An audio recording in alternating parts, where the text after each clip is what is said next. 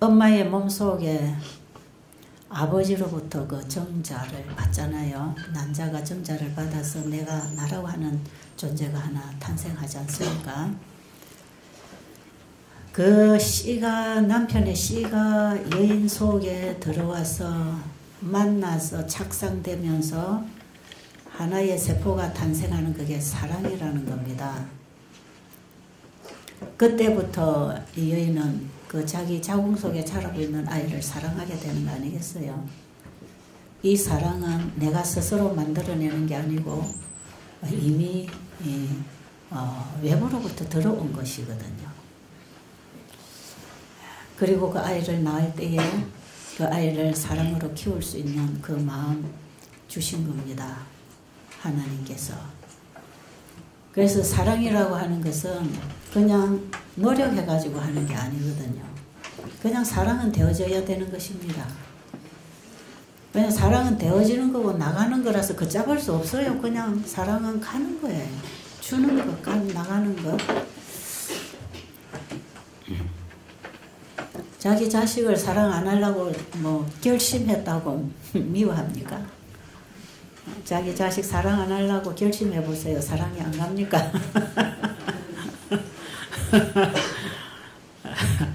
어떤 때는 그냥 하는 짓이 결심해서 말도 안 하고 살아야지 싶은데도 늘 가슴으로 애젓하게 나가는 거 아닙니까? 그런 거 아닙니까?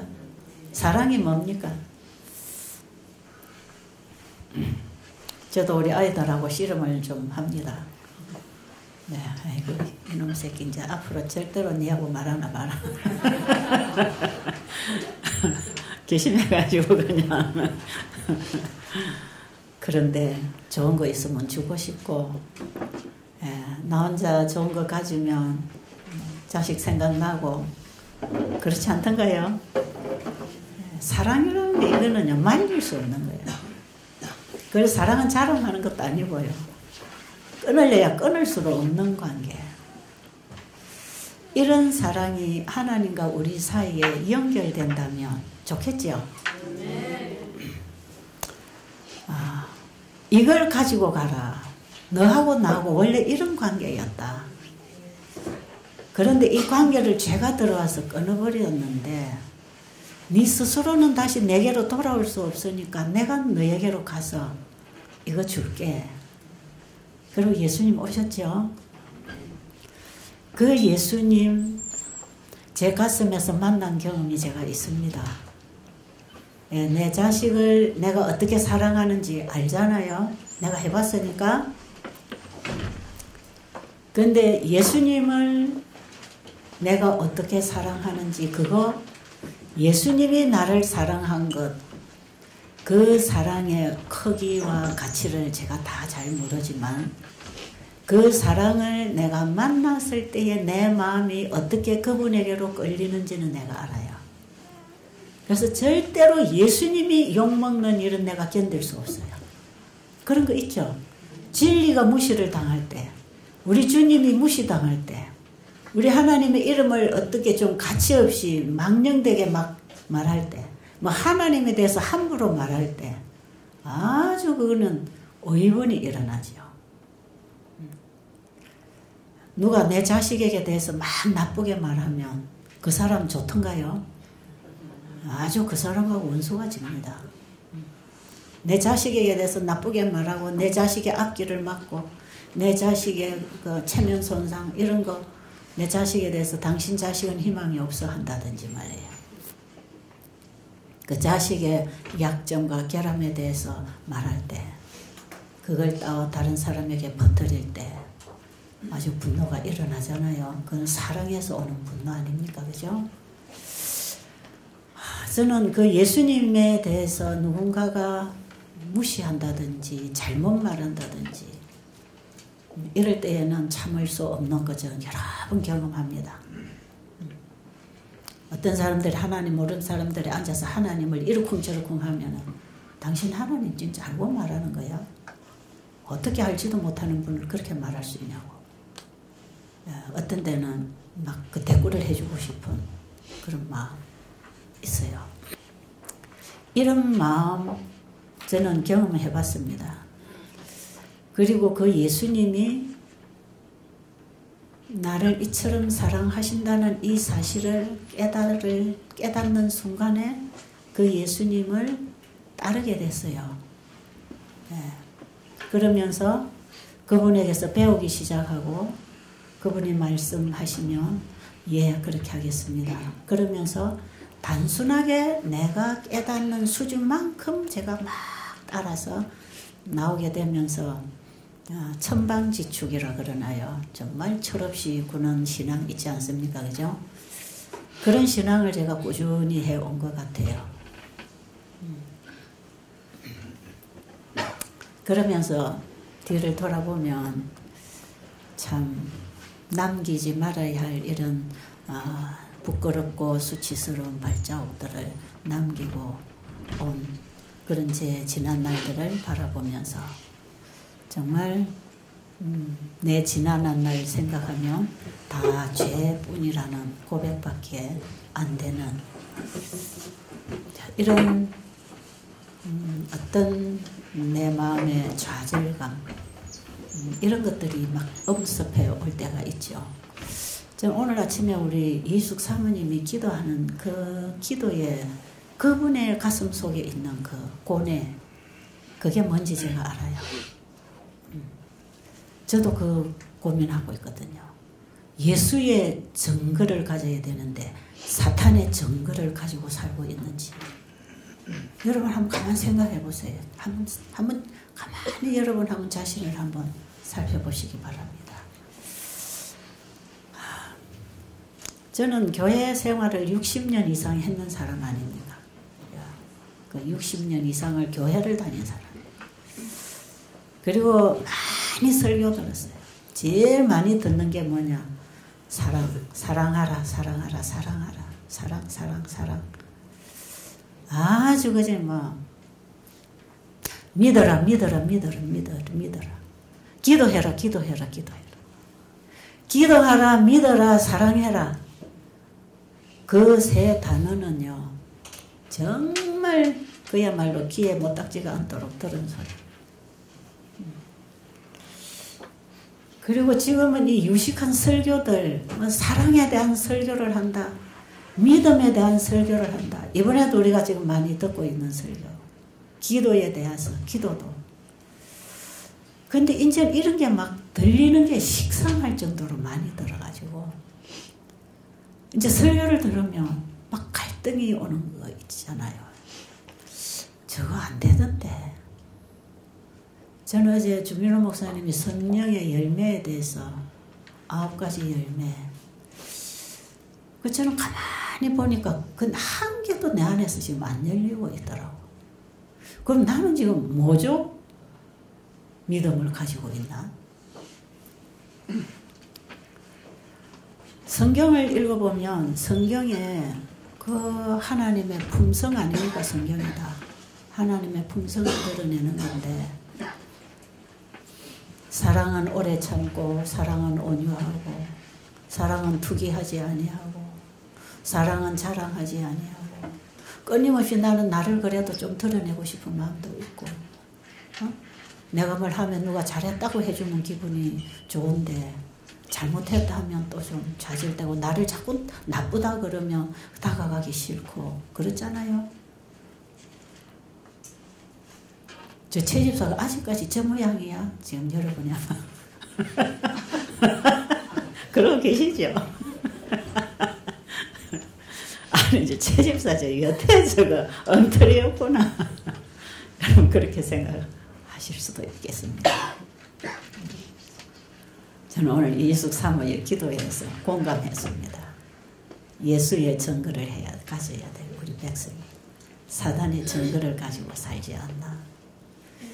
내 속에서 내 모습 속에서 과연 하나님의 품성이 드러나고 있는가. 그 거룩한 그분의 품성, 그 거룩한 사랑.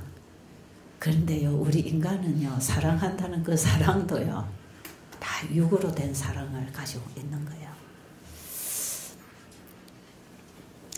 자, 이번에 우리가 참복음과 거짓복음, 참복음과 모조복음. 모조는 닮았다는 거 아닙니까? 아주 다르면 표가 날 텐데 닮아서 이게 문제입니다. 예, 가짜하고 진짜하고는 닮아 있다는 거. 짝퉁 이런 거 있잖아요.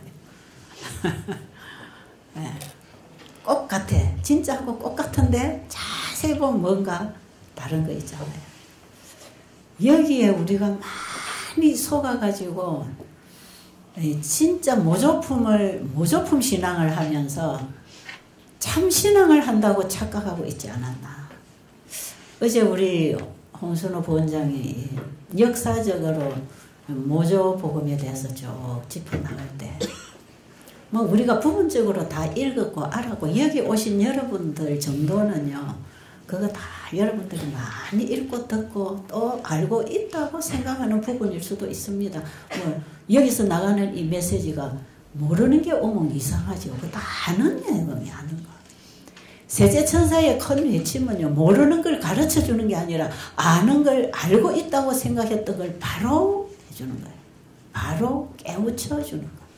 이사야 58장 4번 야곱 집에 내 백성에게 내 집에 가서 깨우치라. 그들의 죄를 고하라. 그들이 날마다 나를 찾고 나를 믿고 나에게 기도하고 열심히 선을 행하고 있는데 그들이 뭔가 잘못되어 있다. 그걸 가서 깨우치라. 그럴 때 이거는 우리가 그동안에 착각하고 있던 거 깨우침을 받아야 되는 것이지 모르고 있던 거 다시 뭐 생전 처음 듣는 소리는 절대로 아니거든요. 그런데 저는 어저께 그거 쭉 연결해서 역사적으로 짚어서 라오디게아 교회 기별로 딱 접목을 시켜서 이 시대에 우리의 병이 뭔가 내가 가지고 있는 이 문제가 뭔가 이걸 저는 확실하게 제 자신을 진단하는 그런 시간이 되더라고요. 여러분 그렇지 않았습니까? 이걸 진단을 좀 해줘야 된다는 게 중요하다는 거죠. 무조건 우리가 성경 펴놓고 설교하는 건 누가 못하겠습니까? 성경 많이 읽고 연애식 많이 읽고 설교 강목 잘 짜고 뭐 또 좀 거다가 신학 공부까지 하고 나면 설교 잘할 수 있어요. 그런데요. 내가 그동안에 잘하고 있다고 생각하고 잘 믿고 있다고 생각했던 그 착각병이라고 그러네요. 우리 재림교인들이 가지고 있는 거. 열심히 신앙한 사람들이 가지고 있는 게 착각병에 걸려 있다는 거죠. 그렇다면 우리는 지금 뭔가 하나 좀 깨우침을 받아야 되지 않겠습니까? 이 불소식의 재림 집회는 깨우치기 위하여 메시지를 주는 그런 시간으로 이 집회를 하려고 하는 것입니다. 왜냐하면 우리는 지금 깨우침을 받아야 돼. 그래서 항상 듣는 설교를 요청하는 설교를 듣고 예 그래 하겠습니다. 여러분 이렇게 하십시오 해가지고 예 여러분 안 된단 말이에요. 그게 안 되잖아. 그죠? 저는 이건 너무 많이 당했고 들었고 시도했고 안 됐고 그러면서 이번에 참복음과 모조복음에 대해서 우리가 분명하게 좀 알아야 될 일이 있구나. 우리가 지금까지 한평생을 교회를 다니고 하나님 믿는다고 하고 기도한다 그러고 사랑한다고 하는 게 다 모조품 가지고 있었다면 아무 가치 없는 거 아니겠어요? 우리가 구원에 이를 수 없는 거예요. 우리가 지금이라도 좀 정신을 차리고 이거 다시 한 번 더 좀 진짜를 한번 연구해 봐야 되지 않겠습니까? 그죠? 예, 리브엔드 헤럴드의 그 현대기별 곧 믿음으로 말미암 의는 하는 그 부분에 보면 우리가 믿음으로 말미암 의의 진리를 우리가 믿음으로 받아들이고 생활에 실천하면서 더 깊은 진리를 알기 위하여 연구하기 시작하면 온갖 오류의 쓰레기들은 다 밀려나갈 것이다 그랬어요. 진리를 바로 알자. 참 복음이 뭔가 참 진리가 뭔가 사랑 그냥 친절하고 뭐 이래서 사랑한다고 착각하지 말고 진짜 사랑이 뭔가 진짜 믿음이 뭔가 진짜 기도가 뭔가 그것은요 내 스스로 할 수 없는 거랍니다. 아시겠어요? 내 스스로 할 수 있다고 착각하는 그게 착각병이죠. 내 스스로 할 수 없는 걸 왜 자꾸 스스로 하려고 하며 내 스스로 할 수도 없는 걸 왜 하라고 자꾸 강요를 하는지. 그런데 성경을 읽어보고 연애신을 읽어보면 또 자꾸 하라 그래. 그렇죠? 어제도 얘기했잖아요. 가르쳐 지키게 하라 하니까 가르쳐 행하게 하라로 우리는 세뇌가 되어 있는 거거든. 저도 그렇게 가르쳤어요, 옛날에. 가르쳐 지키게 하라 하니까 가르쳐서 이제 그들이 그때부터 행하도록 하라. 이렇게 계속 저도 배웠고 그렇게 이해하고 있는 말씀이었어요. 근데 주님의 말씀을 배웠으면 그것을 마음에 받아들여서 내 마음에 잘 간직해서 내 신비에 그걸 깊이 깊이 새기면 그것이 내 생각과 내 감정과 내 말이 되고 내 표정이 되고 내 삶이 되고 행동이 되어서 일이 되어서 나가는 것은 어떤 결과인 것이지 나가는 그걸 내가 하는 게 아니다 이 말이죠. 그게 안식일 복음입니다. 안식일의 복음, 안식일 기별, 창조주를 믿는 창조주와 피조물의 관계를 분명히 알고 살아야 할. 그래서 우리 피조물은 절대적으로 창조주에 대한 신뢰와 믿음을 가지고 그분에게 받아서 사는 존재라는 하나님을 알고 나를 진정으로 안다면 그런 걸 내가 하려고 하는 게 아니지 않습니까? 그렇죠? 안식하라. 자기 일을 쉬어라는 거야. 자기를 쉬고 하나님 일 속에 들어가라. 히브리 4장 2절로 보면 우리가 하나님의 말씀을 많이 들었지만 우리가 복음 전함을 들었지만 그 복음이 나에게 아무 유익이 되지 못한 것은 그 말씀에 믿음이 결합하지 못했다 그랬어요. 그런데 그 말씀을 믿음으로 붙잡는 사람은 이미 그 안식에 들어가는도다. 3장 18절로 보면 이스라엘 백성들이 왜 광야에서 다 죽었느냐.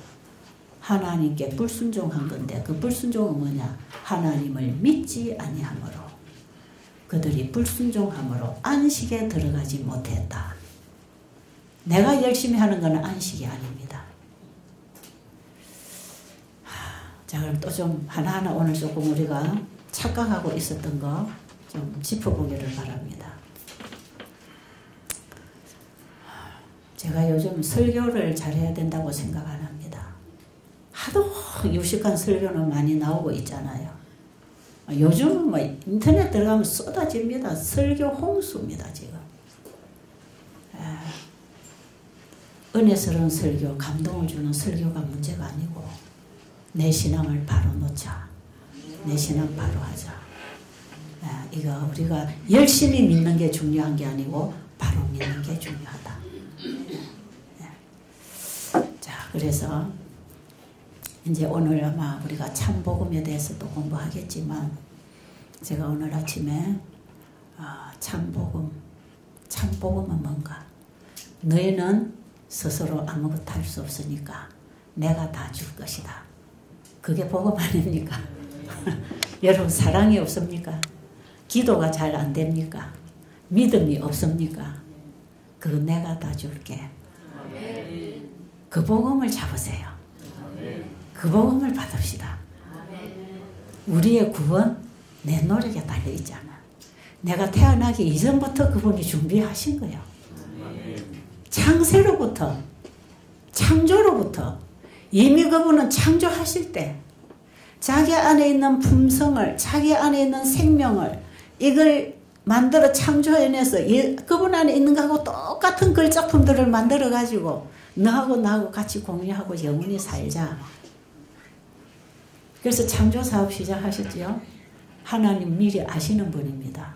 이미 창조하실 때 죄가 들어오도록 하시지는 않았지만 죄가 들어올 것은 아셨다고 합니다.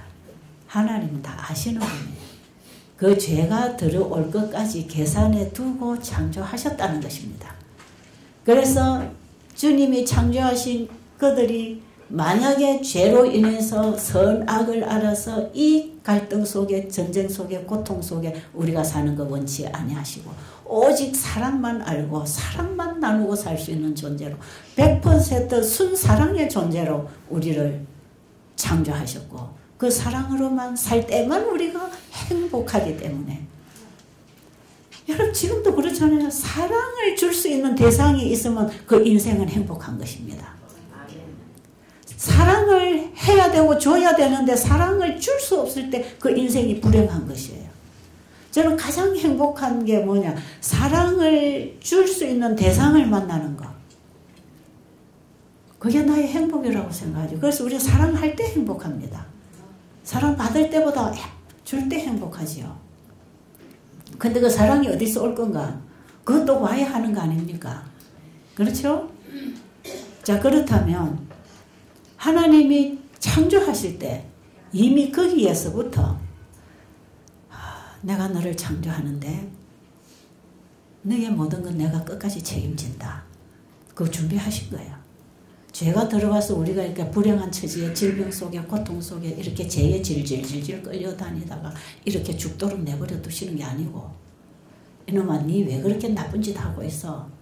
너 그러니 벌 받아야지. 그래서 그냥 벌을 툭 때려가지고 병도 주고 고통도 주고. 하나님 그런 분이 아니잖아요. 하나님 이미 창조하실 때 우리를 다 아십니다. 그리고 우리에게 뭐가 필요한지를 아시는 분은 죄가 들어왔을 때도 뭐가 필요한지 아시잖아요. 그분이 우리를 창조하실 때 이미 자기 목숨 바쳤다 이 말이에요. 자기 생명 포기했다 이 말이에요. 하나님은 창조 속에 자기의 모든 것을 포기한 걸로부터 창조가 시작됐습니다. 진짜 놀라운 이런 창조의 복음입니다. 창조 속에 나타난 이 복음이야말로 경건의 비밀 아닙니까? 그분이 준비하셨다 이 말입니다. 네가 할 일은 아무것도 없다 이 말이에요. 너는 나를 믿으면 된다는 거죠. 근데 그 믿음도 누가 줍니까? 그분이 주시는 거예요. 그러니까 우리가 다 그분을 믿도록, 그분에게 구하고 받고 쓰도록 하나님과 우리 관계를 그렇게 만들어 놨는데 그분을 믿지 못하도록 만들어 놓은 거죠. 그게 죄가 하는 짓이다 말이죠. 그래서요, 지금 만약에 우리가 믿음으로 말미암아 의롭게 되고, 믿음으로 말미암아 완전하게 되고, 믿음으로 말미암아 이제 하나님과 하나가 되어서 영생이 이루어졌다면 그 믿음도 누가 주는 거냐? 하나님이 우리에게 주신 겁니다. 그러니까 우리 피조물은 스스로 내가 태어나고 싶다고 태어난 것도 아니고, 스스로 내가 하고 싶다고 되는 것도 아니고, 그분이 태어나게 하셨고 그분이 하게 하시고 그리고 하는 것입니다. 맞나요? 이거 좀 우리 생각해 봅시다. 그래야 잘난 척 안 합니다. 그래야 교만하지도 않고요. 자고하지도 않고요. 내가 가지고 있는 좋은 것들이 있다면 그거 다 하나님 주신 거 아닙니까? 내가 정말 이웃을 사랑할 수 있다면 그것도 누가 준 겁니까? 그래서 어저께 갈라디아서 그 몇 장입니까? 성령의 열매도 누가 맺혀주는 열매라고요? 성령이 맺혀주는 열매지 내가 맺는 게 아니라. 너희가 내 안에, 내 말이 너희 안에 거하면 무엇이든지 될 것이다. 네 스스로 아무것도 할 수 없다. 너는 스스로 아무것도 할 수 없는 것은 내가 너와 같은 입장에 내려왔을 때 내가 내 스스로 아무것도 할 수 없는 것과 같다. 예수님은 나는 내 스스로 아무것도 할 수 없노라. 내가 하는 말은 내 아버지가 주신 거고, 내가 하는 능력도 아버지가 행하시는 능력이다. 아버지와 아들과의 절대적인 그 믿음 관계, 아들을 통하여 우리 인류를 구원하시려는 아버지의 뜻은 아들의 믿음을 통해서 완성되는 것입니다. 우리의 믿음의 본을 보여주신 그 예수 그리스도, 그분은 이 땅에 오셔서 내 스스로 아무것도 할 수 없다. 아버지를 의존했다. 아버지께 받았다. 아버지가 주시는 것만 내가 너에게 준다. 주기 위하여 구하시는 예수님. 끊임없이 우리에게 나누어 주시려고 아버지 앞에 믿음으로 나가셔서 그분의 약속을 붙들고 구하시는 예수님의 모습. 그 예수님이 기도하시는 모습 아닙니까? 그죠? 자, 우리는 예수님을 통해서 뭘 보는가? 아버지와 아들과의 관계가, 그 생명적인 사랑의 관계가 끊임없이 지속되는 동안에 우리와 똑같은 연약한 인성을 입으신 예수님을 통해서 어떤 모습이 드러났는가? 그분 안에서 그분이야말로 성령의 열매를 완성시켜 주신 분입니다. 그렇습니까? 예수님은 완숙된 성령의 열매를 맺으신 분입니다. 그것이 어디에서 왔는가? 내 것이 아니고 아버지께로부터 온 것이다. 받아야 된다. 우리 인간은 받아야 된다. 받음으로 사는 존재. 받고 반응하는 반응체에 불과하다. 달빛이 스스로 빛을 낼 수 없지만 태양으로부터 오는 빛을 반사해 주는 것뿐이다. 세상에 빛이 되라고 하신 예수님의 말씀은 예수님이 빛이신데 그 빛을 우리에게 비추어 주셔서 그걸 반사하라고 하는 것이지 내가 빛을 만들어 쓰라는 게 아니다. 만들어 쓰는 게 아니에요. 만들어서 주는 게 아니더라고.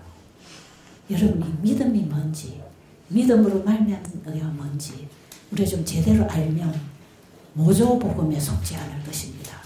자기 행위로 시도하지 않을 것입니다. 우리가 시도할 일은 뭔가? 오직 주님의 말씀을 붙잡고 그 약속을 붙들고 주님이 주실 것을 구해야 되는 것이죠. 그렇지 않습니까? 이거는 우리가 열심히 해야 된다는 것이고 그 믿음으로 주님께 구하고 그분의 말씀이 내 안에서 이루어지려면 그분이 이루실 걸 믿음으로 그 말씀을 받아들일 때 그 말씀에 순종을 하게 되는 것입니다.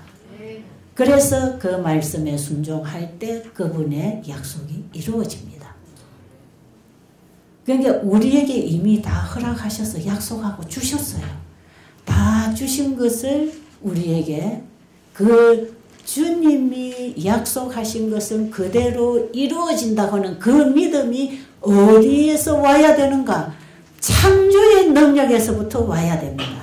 그래서 우리가 믿는 믿음의 주체는 창조주입니다. 아무나 믿어갖고 이게 오는 게 아니에요.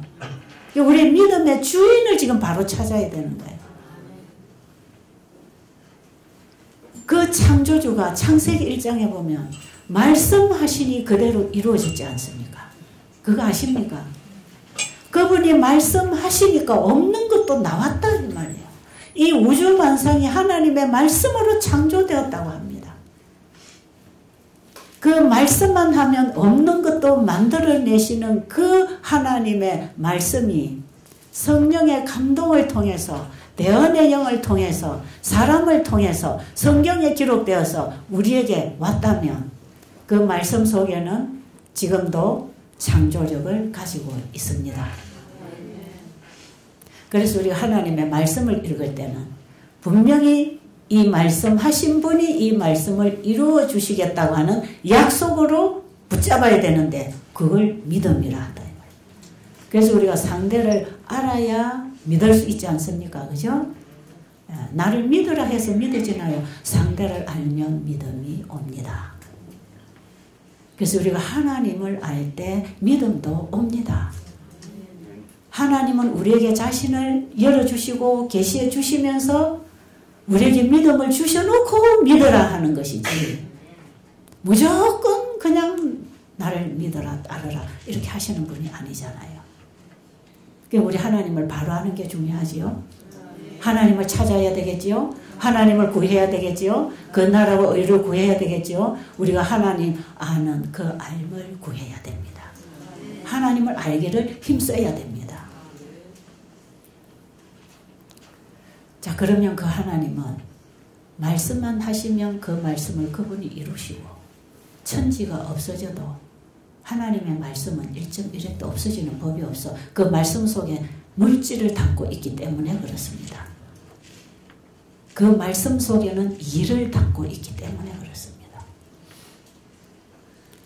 그 하나님을 우리가 인격적으로 절대자로 믿을진데 그분이 뭐라고 말씀하셨든지 그 믿음으로 말미암은 순종이 오는 것입니다. 예수님도 믿고 말씀에 계명에 순종도 하고 이런 게 아니고요. 믿음 따로 순종 따로가 아니고 하나님의 계명과 예수 믿음은 하나입니다. 율법과 복음은 하나 속에 들어있습니다. 그래서 그분을 믿으면 순종은 따라가는 거고 안 믿으면 불순종하는 거고. 그래서 어제 제가 말씀드렸죠. 하늘에서 일어난 최초의 전쟁은 하나님을 안 믿도록 만드는 거예요. 하나님 못 믿도록 만들어요. 그분을 오해시켜버렸어요. 그분에 대해서 거짓 증거했습니다. 거짓으로 그분에 대해서 오해를 시켜놨기 때문에 우리 인간은 속아서 하나님을 지금 모르고 있고 잘못 알고 있고, 그래서 우리가 하나님을 잘 못 믿는 거야. 믿는다고 고백은 하지만 불안한 것입니다. 오늘날 수많은 기독교인들이 그렇습니다. 저를 포함해서도. 나도 너무 속아 있었다는 거예요. 요즘은 제가 점점 깨달아 나가면서 정말 나는 벌레구나. 제가 이번에 여기 집회 준비하면서 여러 차례 제 안에 흔들림이 왔습니다. 이 참복음과 모조복음에 대한 주제를 가지고 얘기를 해야 되겠다고 하는 절실한 필요성은 느꼈지만 과연 어디서부터 어떻게 이걸 또 전달을 해야 될지, 내가 머리로 또 알고 있는 것이 어떻게 여러분의 가슴에 통과되도록 내 가슴을 통과해서 나갈 것인지, 이런 부분. 그런데 내 자신을 보면 참으로 내 자신이 너무나 작은 것, 너무나 안 돼 있는 것. 그래서 제가 좌절을 여러 차례 했습니다. 오기 전날까지, 오는 날까지도 제가 아마 여기 와서도 힘이 안 났는지 모릅니다. 힘이 빠져 있었어요. 하나님 그분을 이야기한다는 것, 참 복음을 이야기한다는 것, 이게 한계가 있는 거다. 그래서 하나님 그분 앞에 내 자신은 너무나 작은 존재고 정말 버러지 같은 존재. 그러면서 진짜 사탄은 여기에서 너는 그래서 아무것도 못해. 한쪽에서 공격하느냐 하면 한쪽에서는 그래 내가 해줄게. 내가 해줄게. 너는 그냥 껍질만 가지고 단에 서라. 내가 다 생각나게 하고 네 입술을 내가 써줄게. 저는 그 백 믿고 여기 섰습니다. 정말입니다.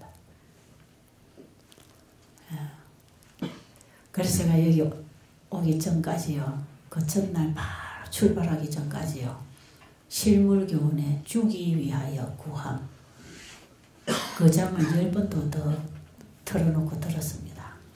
주기 위하여 구함. 예수님, 저를 위해서가 아니라 이번에 여기까지 찾아오신 가련한 내 친구들에게 나누어줄 떡을 저에게 담아주세요. 주님이 주시지 않으면 저는 나눠줄 떡이 없습니다. 그 자기 집에 들어온 친구에게 먹이기 위해서 또 친구의 자는 집에 가서 떡을 달라고 구하는가 하며, 예수님도 우리에게 주기 위하여 아버지께 열렬히 구하고 받으셨다며 우리도 열렬히 주기 위하여 구해야 되는 거구나. 여기에 가느다란 제 믿음을 하나님이 주셨어요. 그 말씀을 통해서 제게 믿음을 주십니다. 그러면 주님, 저를 위해서가 아니라 여기 찾아온 배고픈 친구들을 먹이기 위해서 저에게 풍족한 떡을 좀 담아 주십시오. 그거 외에는 내가 할 수 있는 게 아무것도 없다는 거 전 절실히 느끼고 있습니다. 자, 그렇다면 성경에서 우리에게 기도하라, 믿어라, 사랑하라, 그분이 우리에게 말씀하신 것은 그분이 우리에게 주겠다고 하는 약속입니다. 허락입니다. 선물입니다. 그런데 이 하나님의 말씀을 하나님의 계명을 인간의 계명으로 가르친다 그러죠. 이사야서에 보면 하나님의 계명을 인간의 계명으로 바꾸어 가지고 가르치니까 백성들이 무거운 짐을 지고 있다는 것입니다. 여러분 이사야 몇 장에 나옵니까? 제가 지금 기억은 잘 안 납니다. 이사야서를 읽다 보니까 맞네. 하나님 그분이 하실 그 일을 사람들은 자꾸 사람 보고 하라고 하는구나. 이게 인간의 계명이라. 인간이 뭔가를 한다고 할 수 있다고 가르치는 것. 인간이 뭔가를 할 수 있다고 가르치는 것 자체가 사람식으로 가르친다 이 말이에요. 하나님이 우리에게 주시는 말씀을 따라 그 말씀을 전달해야 되는데 그래 하나님이 어떤 분인지를 알고 그분의 말씀이 뭔지를 알아야 하나님식으로 하나님의 뜻대로 전달할 텐데 우리가 그 하나님을 잘 모르니까 그냥 문자적으로 책을 읽어가지고 그 글자적으로 가르치니까 사람들에게 무거운 짐을 지어서 쓰러져서 일어나지도 못하도록 좌절해버리도록 만들어버린다 이 말이에요. 정말 여러분 양심적인 기독교인이라면 양심적인 재림성도라면 자기 자신이 안 된다는 거 고백할 것입니다. 맞습니까? 사도 바울 같은 분도 그렇게 얘기했다며 나는 죄인 중에 괴수라고 고백할 만큼 그렇게 자신의 신앙을 고백했다면 우리가 거기 따라가기도 벅찬 거 아니겠습니까? 그러면 어디서부터 우리가 다시 시작해야 되는가? 다시 배워야 된다. 다시 우리가 참 복음을 하나님 주신 진짜 복음이 뭔가? 날 보고 열심히 행하라는 복음인가? 아니면 너희는 스스로 아무것도 할 수 없으니 제발 내게 와서 받아가거라. 그 받는 거 그거 하라는데 우리는 자꾸 엉뚱한 데 가서 받아오려고 하지 않습니까? 엉뚱한 데 가서 쳐다보고 그거 나눠주려고. 실물교훈에 그 어떤 실물교훈에 그 내용이 나옵니다. 누가복음 18장 2절부터 아침에 제가 우리 영집사님하고 성경절을 좀 찾아보라고 해서 제가 같이 좀 읽었어요. 누가복음 18장이죠. 18장 2절로 보면 거기에 어떤 도시에 하나님을 두려워하지 않고 사람을 무시하는 아주 고약한 재판관이 하나 있습니다. 아주 생각만 해도 고약합니다. 그죠? 하나님도 두려워하지 않고 양심도 없는 거죠. 그리고 사람도 무시하는 이런 아주 고약한 재판관이 있었답니다. 그런데 한 여인이 아무 빽도 없고 힘도 없고 아무것도 없는 참 가난한 과부라 그럽니다. 가장 힘없고 가난한 사람을 지칭할 때 우리는 과부라고 하지 않습니까? 그죠? 성경에서. 이 과부가 자기의 원통함을 하나 풀어야 되는데 이 재판관이 재판을 잘 해줘야 이 원한을 풀어갈 텐데 가서 부탁을 하면 들어주지도 않고 들은 척도 안 하고 인간을 무시해버리고 그냥 자기의 권위만 주장하고 갈 때마다 무시당하네요. 갈 때마다 무시당. 그럴지라도 이 과부는 끊임없이 재판관 앞에 가서 성가시게 하는 거죠. 제발 나를 좀 이 억울하면서 좀 풀어주세요. 제발 좀 정의롭게 재판을 해서 나를 좀 이 억울하면서 좀 풀어달라고. 또 무시당합니다. 이 여인이 또 가서 무릎을 꿇고 엎드려서 눈물로 애원을 해도 또 무시당해요. 얼마나 무시당합니까? 그런데 포기할 때도 되지 않습니까? 그런데도 불구하고 끝까지 포기를 안 할 때 이 고약한 재판관이라 할지라도 너무 성가시게 하기 때문에 그냥 들어줬다는 것입니다. 이것을 우리 하나님이 우리가 기도할 때 이렇게 기도하면 들어준다는 비유가 아니고 악한 인간도 이렇게 간절히 자존심 포기하고 자기를 완전히 포기하고 그분 앞에 온전히 굴복해서 간청할 때 들어주지 않았느냐. 하물며 우리가 하나님 앞에 자신을 온전히 굴복하고 자존심 따위는 온전히 버리고 그분의 약속, 그분이 주실 수 있는 분이라는 걸 확실히 믿고 그분에게 꾸준히 끊임없이 이루어 주실 때까지 끈질기게 기도하라는 것입니다. 이 끈질긴 기도가 안 돼가지고 하다가 중단하지 말고 그 다음에 거기 보면 또 무슨 내용이 나오느냐면 마가복음 7장에 있는 내용이 거기 또 나옵니다. 그게 뭐냐면 수로보니게 여인, 그 여인은 헬라 사람이랍니다. 수로보니게의 족보를 따라 태어난 헬라인인데 이방인입니다. 그래서 우리가 수로보니게 뭐라 그러지? 수로보니게 여인에 대한 기도에 대해서 우리가 잘 알고 있잖아요. 그런데 이 여인이 예수님께 왔어요. 내 딸이 귀신이 들렸습니다. 좀 고쳐주세요. 그때 예수님께서 굉장히 자존심 상하는 얘기를 하시지 않습니까? 자녀의 밥상에 있는 거 그거 뺏어서 개에게 던지는 사람이 어디 있느냐? 너는 나에게 자녀가 아니라 너는 개다 이 말이거든요. 얼마나 자존심 상하고 수치스러운 정말 다시 한 번 더 대화하고 싶지 않은 그런 대우를 받았지 않습니까? 여인이. 그런데 여인이 뭐라 그럽니까? 개들도 주인의 밥상에서 떨어진 거 주워 먹지 않습니까? 자녀에게 주시고 남는 거라도 있으면 남은 찌꺼기라도 하나라도 있으면 그 한 방울이라도 나에게 좀 주실 수 없겠습니까?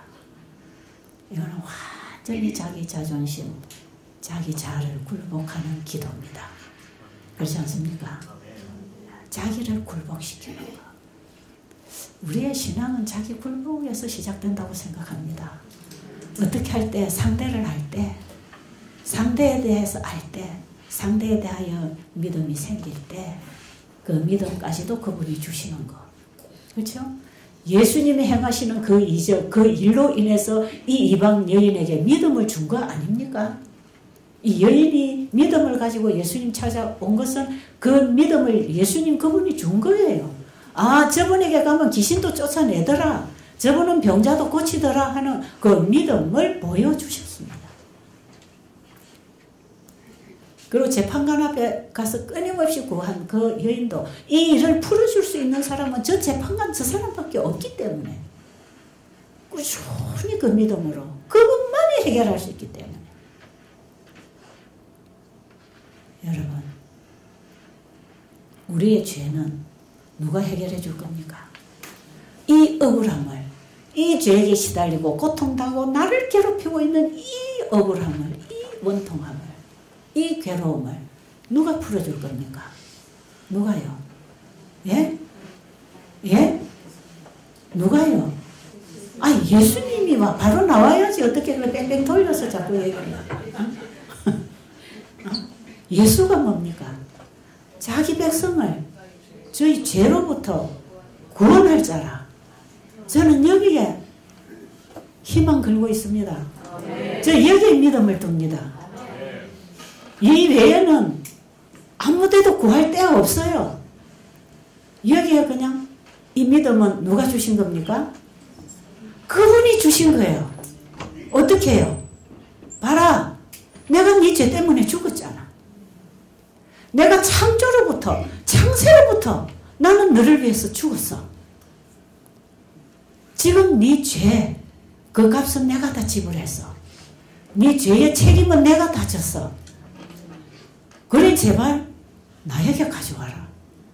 그 죄 문제를 가지고 내게 와서 구해라.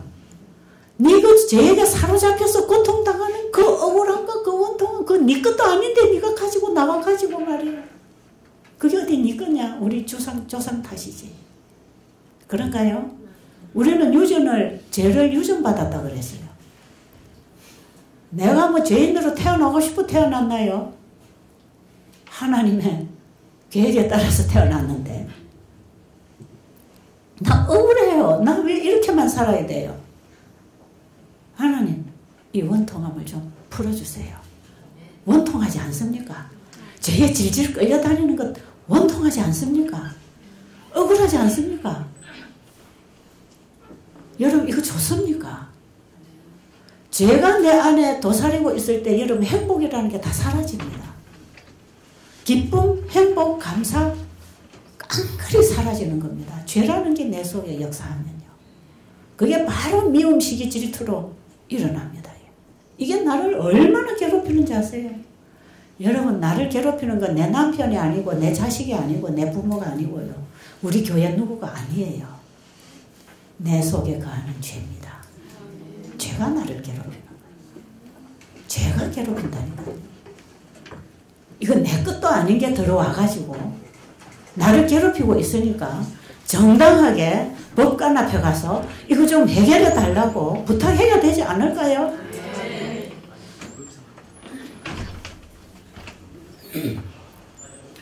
하나님 우리 창조하실 때 죄를 넣어주지 않았거든. 이런 불행과 고통은 주신 게 아니에요. 사단이 준 거니까 좀 사단을 처리해 달라고 기도해야 되겠지요. 우리는 이런 기도를 해야 된단 말이에요. 이런 기도를. 그런데 어떻게 기도하라고요? 그분이 내 죄를 능히 처리해 주실 분이다. 그 믿음을 누가 주셨다고요? 그분이 주셨어요. 그게 내가 믿음으로 회개해서 죄 용서를 받고 하나님의 온전한 품성을 입고 그분의 영광을 선포하는 늦은 비의 영광에 참여한다면 이건 다 누가 하신 것입니까?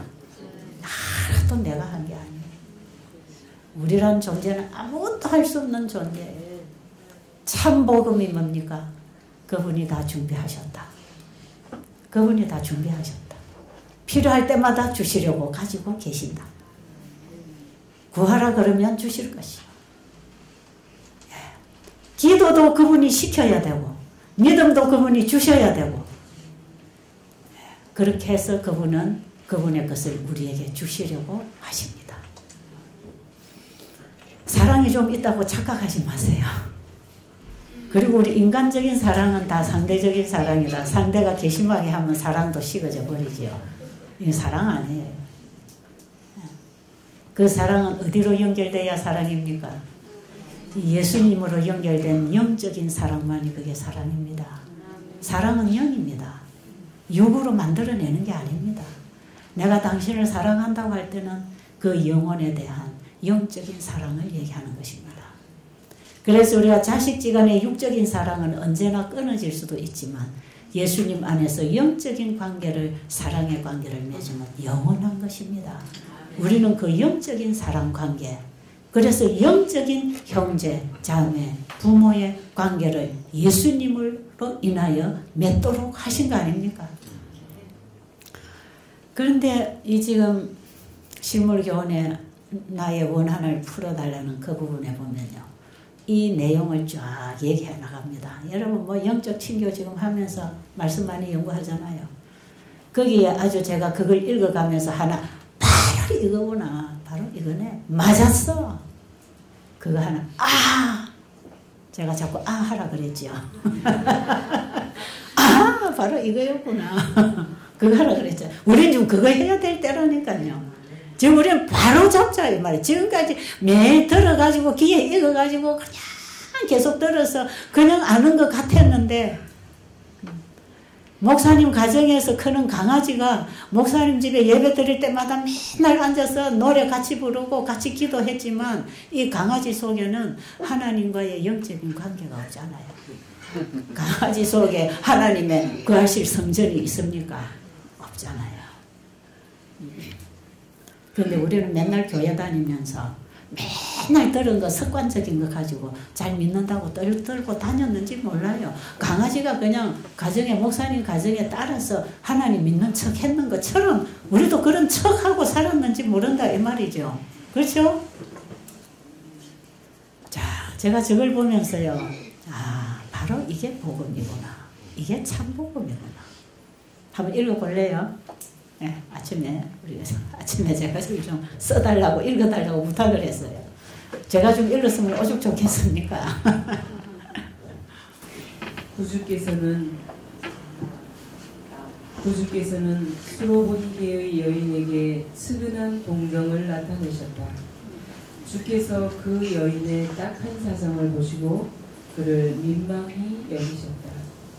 그분은 당장 그 여인에게 그의 기도가 응답되었다는 보증의 말씀을 해주시고 싶으셨으나 제자들에게 한 가지 교훈을 가르쳐 주시기 위하여 잠깐 동안 그의 아픈 마음에서 흘러나오는 호소를 소홀히 여기시는 것처럼 보이셨다. 그 여인의 믿음이 나타나자 그분은 그 여인에게 칭찬의 말씀을 해주시고 그가 요청한 귀한 축복을 주셔서 돌려보내셨다. 제자들은 이 교훈을 결코 잊을 수 없었다. 이 불효불굴의 기도의 결과를 보여주기 위하여 그 사실이 성경에 기록되었다. 그 여인의 마음속에 거절을 개의치 않는 불효불굴의 정신을 넣어주신 이는 바로 그리스도이셨다. 아멘. 이제 뭔지 아시겠죠? 불효불굴의 기도를 주신 분이 누구라고요? 기도를 주셔놓고는 그 기도에 응답하십니다. 그 다음에 법관 앞에 호소하는 과부에게 그 용기와 굳은 결심을 주신 이도 그리스도이셨다. 수천 년 전에 야곱이 야복 여울가에서 이상한 씨름을 할 때에 야곱에게 백절불굴의 믿음을 넣어주신 이도 그리스도이셨다. 아멘. 그리하여 당신 자신이 심어주신 믿음에 대하여 그분은 어김없이 갚아주셨다. 그 믿음이어야 응답이 옵니다. 아멘. 저는 저 말씀 보고요, 그냥 막 춤을 추게 됐어요. 그래, 이게 믿음의 의입니다. 여러분, 믿음으로 말미암은 의라는 거, 참복음이라는 게 뭡니까? 참복음은 그분 안에 있습니다. 그분에게서 온 것을 우리가 받아 누리는 것, 그게 의입니다. 저는요, 그 야곱이 약복강에서의 씨름, 우리가 마지막 야곱의 환란 당할 때 우리가 저 씨름 한다 그랬잖아요. 저는 저런 부분에 있어서도 참 두려웠습니다. 두려웠어요. 도대체 그때에 중보자가 없는 그때에 야곱의 씨름하는 그 기도를 한다. 그 기도를 어떻게 하는 것일까? 또 어떤 선지자와 왕 47장에 그 여호수아와 천사장에 보면 마지막에 늦은 비를 입혀줄 때 마지막 최후의 우리에게 죄를 도말하고 하나님 품성의 옷을 완전히 입혀줄 그때에 하는 기도 있잖아요. 그 회개의 기도, 그 기도는요, 다 이런 기도입니다. 이런 기도. 이 말씀 그 맨 서두에 보면 이 기도에 대해서 저 실물교훈에 저걸 쓸 때 예수님이 저 말씀을 하실 때 마지막 시대의 재림전에 살고 있는 우리를 위해서 저 기록했다 그랬어요. 자, 그렇다면 완전한 그분의 품성을 옷 입는 그 기도 회개입니다. 완전한 회개를 하라 그랬어요. 다시는 회개할 필요가 없는 회개의 경험에 들어가라. 완전한 회개 아닙니까? 그런데 이 회개가 언제 나오느냐 하면요, 1월 법안에 바람이 불어와야 된다는 겁니다. 환란에 바람이 불어와야 된다는 거예요. 그래서 여러분 자꾸 지금 환란을 멈추라고 기도할 건 아니다 말이에요. 지금은 아시겠습니까? 지금은 바람아 불어라, 그리고 백성을 일으켜라. 이 나무가 뿌리를 깊이 내리려면 바람이 자꾸 불어줘야 됩니다. 그래서요, 나무가 뿌리를 내리는 시기가요, 설 지나고 음력 봄입니다. 2월 3월 이럴 때 바람이 많이 불어요. 음력 2월 되면 바람 분다. 우리 어머니는 옛날에 바람 올린다고 미신을 믿어가지고 늘 그런 얘기 많이 하고 빌고 다녔거든요. 바람이 왜 그때 붑니까? 뿌리가 더 깊이 내려지도록, 더 깊이 뿌리 박도록 바람이 불어줘야, 그게 이기기 위해서 뿌리가 내려지고, 뿌리가 내려서 수액을 받아서 자리 잡을 만큼 위에 가지도 뻗어가는 게 그게 봄이 되면 싹이 나고 움이 터가지고 가지가 자라는 것이에요. 뿌리는 안 나갔는데 가지만 나가면 넘어지잖아요. 뿌리부터 내려놓고 가지를 뻗어가는 것입니다. 지금 우리에게 왜 이런 절실한 기도가 나오지 않는가? 선지자왕 47장에 보면 환란이 와야 된답니다. 환란이 와야 그 환란의 바람이 불어오면서 때를 보면서 필요에 따라서 하나님께서 그 간절한 기도를 주십니다. 그것도 주셔야 되는 거예요.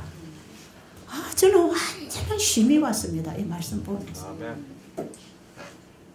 그래서 지금 우리는 바람이 설설 불어와야 되고, 불어오는 이 바람, 지금 우리 앞에 당하는 이런 환란, 규제되고 있는 세상에 완전히 목을 쪼아오고 발을 묶어버리는 이런 시스템들이 만들어질 때 우리는 바람을 느껴야 되는 거 아니겠어요? 그럼 우리는 어디로 가야 되겠습니까? 바람아 불지마 나 더 좀 살게 내버려도 이렇게 할 게 아니고 어떻게 해야 되겠어요? 예수님께 더 가서 붙들려야지. 예수님 붙잡아야 바람에서 안 날려가니까 말이에요. 이 주님 붙잡지 않으면 다 날아갈 거니까. 너무나 바람이 세서. 그러니까 주님 앞에 번쩍 다가가서 그분만 붙들고 늘어지는 것이죠. 이게 야곱의 환란이라. 그래서 여러분, 이 경험을 우리가 하면서 나중에 야곱의 환란까지 들어갑니다. 그렇죠? 그때는 이미 우리에게는 결정이 되었고 제 은혜의 시기도 끝났고 다 되었지만 우리 이 땅에 있는 우리는 중보자 없이 환란을 통과할 거 아닙니까? 우린 지금 그 믿음을 받아서 그 믿음을 좀 씁시다. 그 믿음을 우리에게 주시겠다는 거죠. 그래서 그때 되면은 우리에게 더 진지한 기도를 하게 하죠. 여러분, 엘리야가 비 오도록 기도했을 때 그 바알의 선지자들 450명 앞에서 홀로 선 엘리야가 하나님 앞에 비 오도록 기도할 때, 여러분, 참 이건 지금 엄청난 광경입니다. 이건 정말 하나님의 영광을 위하여 하나님이 일하셔야 되는 때입니다. 엘리야 문제가 아니라 얘는 정말 하나님의 이름을 걸고 하나님의 명예를 걸고 이거는 일어나야 될 일 아닙니까? 그죠? 그런데 이것이 엘리야의 기도를 통해서 주겠다는 것입니다. 그럼 그 엘리야에게 기도를 시키신 분이 누굴까요? 하나님이 뭘 통해서 기도시키십니까? 그 위기를 통해서 기도를 시키십니다. 그래서 엘리야가 기도합니다. 또 한 번 기도해도 또 종에게 가서 보라니까 아무 흔적이 없고 나중에는 무릎 사이에 고개를 무릎 사이에다가 집어넣고 땅에 엎드러졌습니다. 완전히 바닥에 엎드러졌습니다. 네. 여기 와이프는 뭐라고 했냐면요, 완전한 자기 포기가 될 때까지 하나님 기다리셨다 그랬어요. 완전한 자기 포기가 일어났을 때 하나님이 일하실 때입니다. 우리에게 당하는 위기와 환난, 나중에 먹을 거리가 없어지고 모든 시스템이 다 막히고 오갈 데가 없을 때 우리는 하나님 앞에 구할 것입니다. 지금은 아직도 믿는 구석이 있어서 자꾸 자기가 해결하려고 하지만 이거 다 없어진답니다. 왜? 우리의 믿음을 그분이 주셔서 그 믿음에 따르는 보상을 주시려고. 이 믿음으로 말미암은 의가 얼마나 중요한 복음인지 말이에요. 사단이 하늘에서부터 하나님에 대한 믿음에 대한 오해를 시켜서, 그래서 여러분, 이 선악의 대전투는 우리의 신앙 전쟁입니다. 믿음의 전쟁이에요. 누구를 믿을 것인가?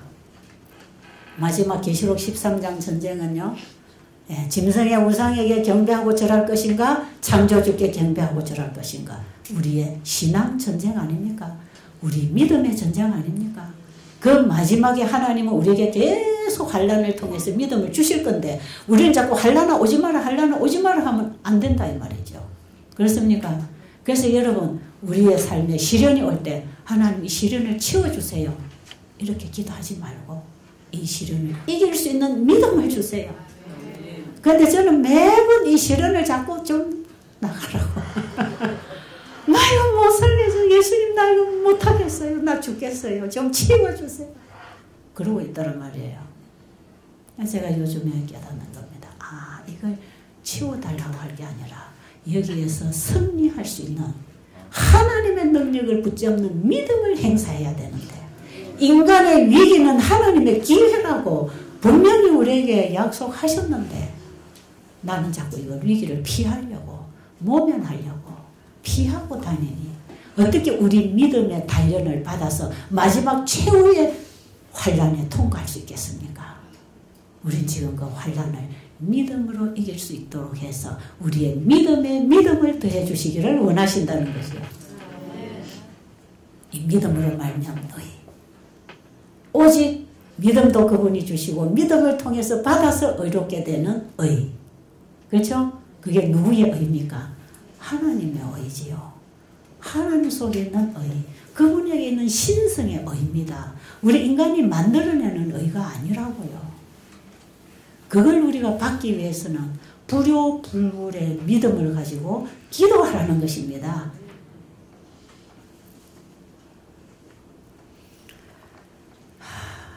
그렇다면 늦은 비 우리에게 희망이 있습니까? 이제 이게 이제 우리 앞에 다가온 거 아닙니까? 이제 늦은 비의 영광. 정말 저는 눈을 떠나 가거나 이거밖에 소원이 없습니다. 늦은 비를 받으면 그게 어떤 경험일까? 저는 이른 비의 경험은 맛봐서 알거든요. 내 속에 예수님의 씨가 들어와서, 그 말씀의 씨가 들어와서 내 마음을 바꾸어주는 거 제가 알거든요. 그럴지라도 끊임없이 내 안에 죄라는 잡초가 자꾸 나와가지고 이 아름다운 열매를 맺지 못하도록, 가시덤불과 엉큼기가 나서 자꾸 자라지 못하도록 하는 이 방해꾼 죄 말이에요. 죄. 이게 곡식이 땅에 뿌리를 내리고 있는 동안에는 땅에서 잡초가 나는 것처럼 우리의 육신 속에 감추어진 그분의 품성은 공격을 받고 있는 것입니다. 이 공격받지 않고 100% 충만한 그분의 품성을 어떻게 내가 가질 수 있을까? 죄라는 거는 나한테서 싹 물러가 버리고 그분의 사랑만, 100% 사랑만 내 안에 역사하는 그 행복과 그 평강이 뭘까? 저는 그거 지금 사모하고 있는 거죠. 예, 천국 가면 그거 있는데 우리가 이 땅에서 그거 하야 그게 올라간다는 거 아닙니까? 그죠? 그 열매를 따로 예수님이 오시는 거니까 그 우리가 이 땅에서 경험해야 되는 거 아니에요? 이거 우리 해야 할 숙제고 이거 우리 가야 할 길 아닙니까? 그럼 지금 우리가 그걸 놓고 고민해야 되는 거지요. 저는 정말 늦은 비의 경험을 하고 싶어요. 그래서는 이 의가 아니면 죽음을 달라고 기도합니다. 좀 저는 극단적으로 성질이 급해가지고 불편한 걸 잘 못 참아요. 불편한 걸 못 참아요. 조금 불편하면 그냥 제가 내 톱니다. 그냥 못 견디는 거죠. 그 인내심도 없고 참을성도 없고 그래서 저는 더 힘들어요. 제 타고난 성질이 이게 더 힘들어가지고 더 못 견디는 거죠. 그래서 저는 조금 더 불편하면 이게 좀 힘들어요. 그래서 저는 제가 앉는 자리가 깨끗해야 되고, 제가 먹는 음식은 입에 맞아야 되고, 제가 입는 옷은 제 성향에 맞아야 되고, 제가 하는 일은 이게 또 반듯해야 되는데, 이게 뭐가 자꾸 이게 뒤틀리면 제가 못 살겠는 거예요. 불편해서. 인간관계도 사랑으로 관계를 맺고 살아야 되는데, 이게 불편함이 생기면 못 살겠는 거예요. 괴로워서. 뭐가 좀 끼어들면 이게 불편한 거예요. 그러니까 이걸 자꾸 그러니까 집도 깔끔하게 정리를 해야 돼. 부엌에도 가면 깨끗하게 정리를 해야 되고 내 방도 가면 정리가 돼야지. 어지러 있으면 정신이 없어. 아무것도 안 돼. 짜증이 나죠. 영적인 것도 안 되고 뭐든지 반듯 이래. 그럴 때는데 요 속에 이제 반듯 안 돼가 있잖아요. 자꾸 막 끼어들어가고 정신을 혼란시키고 그냥 괴롭히니까 견딜 수가 없어요. 하나님, 나에게 하나님의 품성 아니면 죽음을 주십시오. 나 이대로 더 못 살겠어. 기도해도 안 오니까 제가 뭘 하는지 아세요? 이제 그만 저를 잠재워 주시면 안 될까요? 자유가 아니면 죽음 달라 그랬잖아요. 우린 진리 안에 자유해야 되는데 자유가 없단 말이에요. 자꾸 뭔가 얽어매고 나를 넘어지게 하고 아프게 하고 괴롭게 하잖아요. 자유가 아니면 죽음이 필요합니다. 저는 두 가지 다 가지고는 살 수가 없네요. 하나님께서는 원래 그걸 아십니다. 두 가지 가지고는 너 못 살아. 그래서 선악을 알게 하는 나무의 실과는 먹지 마라. 그거 먹으면 네 안에 죄가 들어와서 두 가지가 싸우게 돼 있다. 그럼 네가 얼마나 고통스럽겠느냐. 그런데 그거 내가 들어가서 다시 하나로 완성시켜 줄게. 그게 참 복음입니다. 그게 복음이에요. 우리 그 복음을 받도록 그분에게 끊임없이 그분이 주시겠다고 하는 그 복음을 믿고 그 약속을 여러분이 주장하고 하나님께 기도하시면 그 기도도 그분이 하게 하셨고 그 믿음도 그분이 주신 것이고 그리고 우리가 그걸 받도록 하시는데 이게 믿음으로 말미암는 의라고 생각합니다.